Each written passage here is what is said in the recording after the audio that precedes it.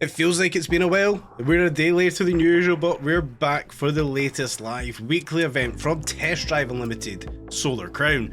We this week have got Brothers in Hood, valid up until the 14th of May. The same but different this week, they are putting cars with similar engines to the test. Which one will rise above the rest? A little bit of poetry there, fantastic.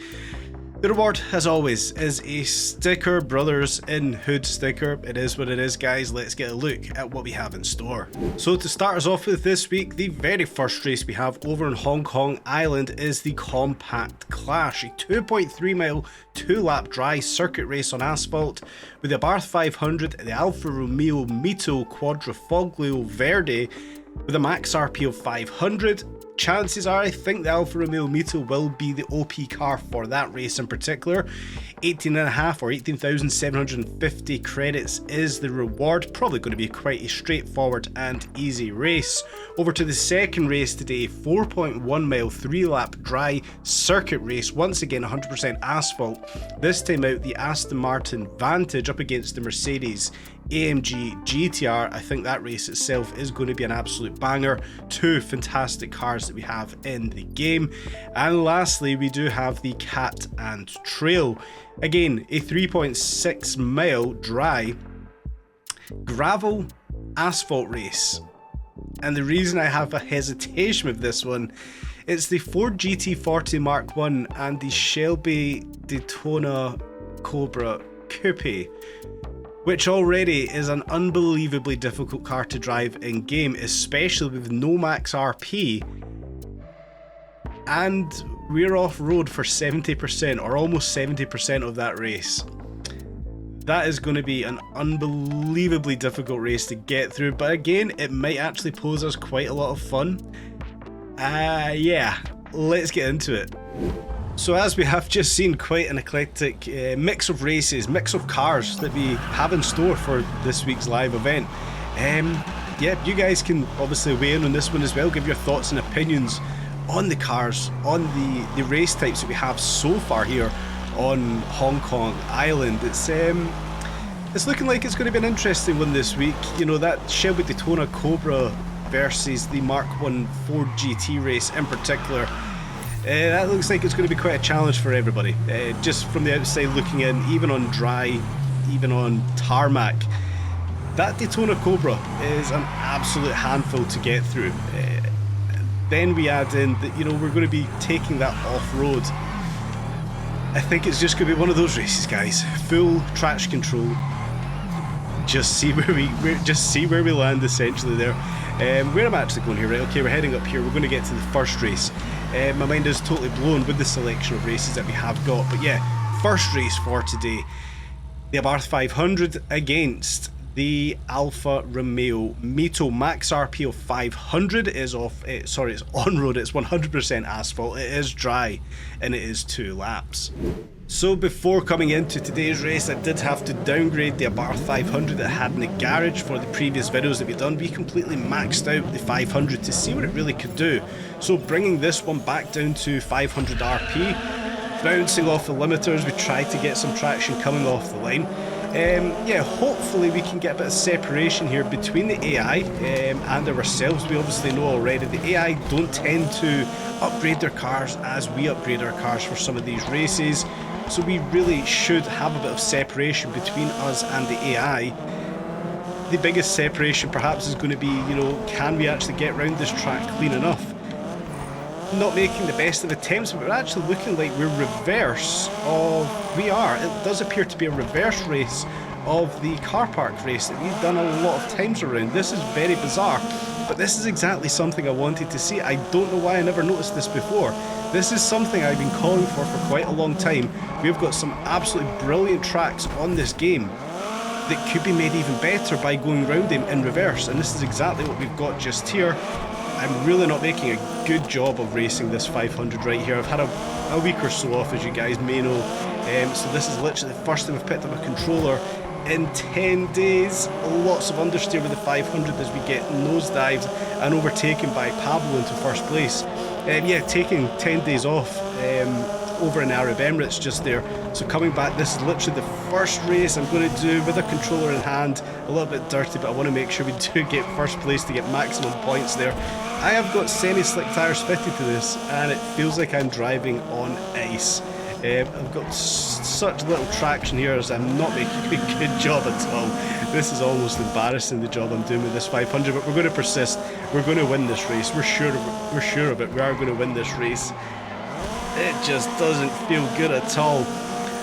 Don't know what's going on. We'll call it rust. It's been a week. We'll call it rust. But yeah, we'll push forward. We're going to win the race. The AI appear to have crashed with each other further back there. It's just not stopping. It's just not stopping this car. We've really got to be careful because Pablo is once again creeping up around the back of us here.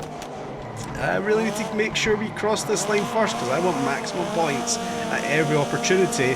And I say that lightly because, as I mentioned coming into it today, we have also got that Shelby off-road race, which I am not looking forward to getting maximum points, but we did get first place. Only just, and we do manage to get the first 10 points on the board. So interestingly, it is only 50 points to complete out this week's live weekly event, which means it is one race win on every event. As if you guys didn't already know that, I just wanted to let you know 5 events, 5 race wins, and you will complete this week's live weekly event. So heading on over towards the second race now, we've got the very first one in the bag. Well, we're in the car specific for that race, and I am going to leave the Daytona Cobra race to last, as I think that's going to create such a challenge to get through that race successfully and cleanly. I am in the AMG GTR. I don't own the Vantage, I have the DB11 in game, so of course, instead of spending the money I've got in the bag, which I'm very precious about, I'm going to use the AMG GTR for the second race today, which is of course twin engines, 3-lap dry circuit race AMG GTR against the Aston Martin Vantage. With the slick tyres fitted and all of the upgrades already fitted to this, it's probably going to be a walk in the park. Well, we say that, hopefully not too soon, but we should be more than clear of the rest of the AI. Like I mentioned, we're fully upgraded. The chances are the rest of the AI not so much, and I've already seen through the Discord some incredible times that you guys have already set on the leaderboard, the likes of GR Pacuvius and Jason already battling up with some sensational lap times on the board on this very specific race already.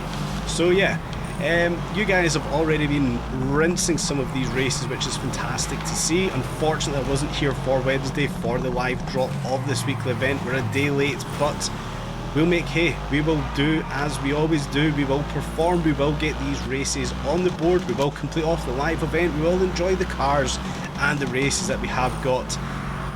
I may be again saying that a little too soon, as we do of course still have that Shelby Daytona Cobra versus Ford GT race to get through. These live com videos, guys, I hope you're enjoying them. This is what you wanted to see. Perhaps not racing as best as I could, but fortunately the AI crashing out, helping me out there as we do cross into lap number 2, a little bit deep into that corner. Interesting actually, I want to touch on that. Whilst they just smashed into that wall, obviously there was a lot of complaints with the wall riding nerf being too severe, and with the patch for season 3 already coming into play, well, we can see that it has been reduced. That, you know, some of the taps that we have on these walls, where we're not coming to a dead stop, we actually just tapped on that little wall on the right hand side there and it didn't halt the car to a complete stop. So we have seen the big changes made to the game with the patch, which is absolutely fantastic. You know, refining or upgrading perhaps the changes, the amendments to the wall riding nerf. What a huge improvement it has been. For instance, crossing over that central reservation, hitting the shrubbery, well, we would obviously lose a hell of a lot of time previously, but simply put, we're in a 2-ton car almost here, crossing over the central reservation, taking out the shrubbery, tapping on that wall. We shouldn't be coming to a dead stop. So the upgrade that they have obviously made to the wall riding nerf is a massive improvement, and I'm pretty sure a lot of you guys, like I am absolutely delighted with that very specific change. The race itself that we have got here, as we can see, is a fantastic race. Maybe not doing as best as we can, but we've got a lot of rust here, guys. We've had a little break. It's going to be a fantastically competitive race. I think this is going to be one of the ones I do come back and do over and over and over again to try and set a very competitive time, if I can articulate it that way. Shake off the ring rust or the road rust, the racing rust, whatever it might be. get a competitive time on the board. It hasn't been a competitive time so far, but like I mentioned, we were a full upgraded car, the AI are not, and that was very clear to see just there.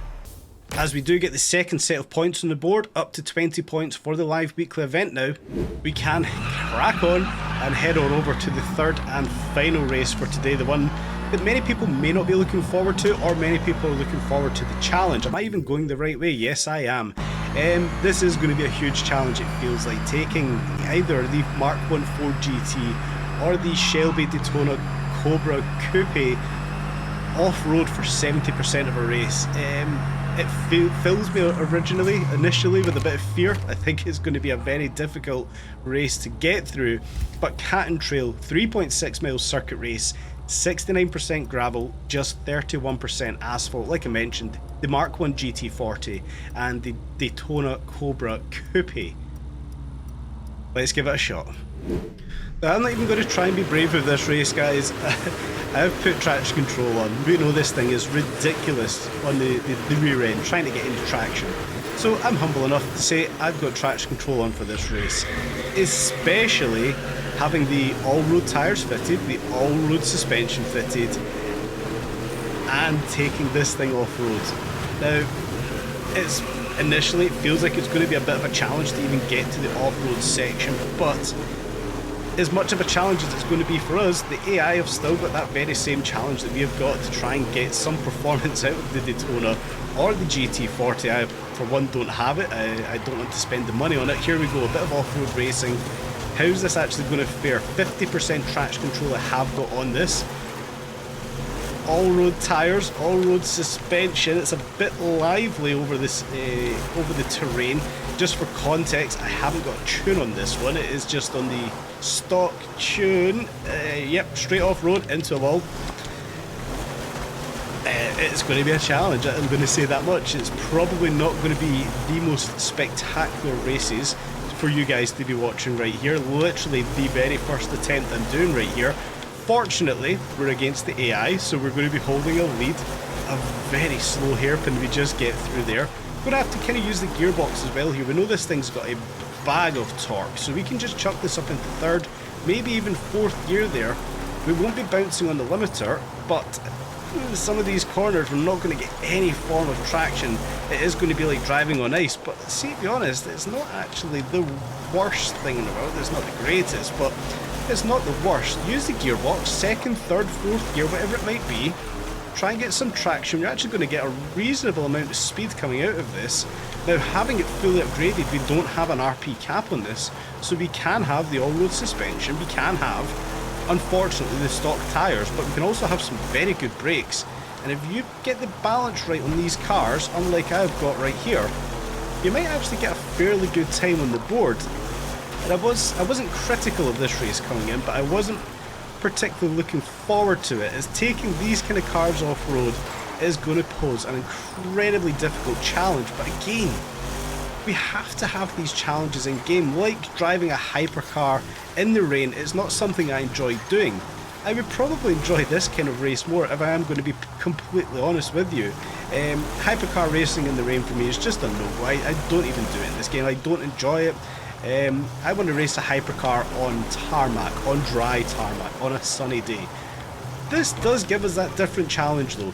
Can we take a classic muscle car with 1,000 horsepower, whatever it might be, off-road? Can we actually have a bit of fun with it? I don't think it's going to be even a doubt.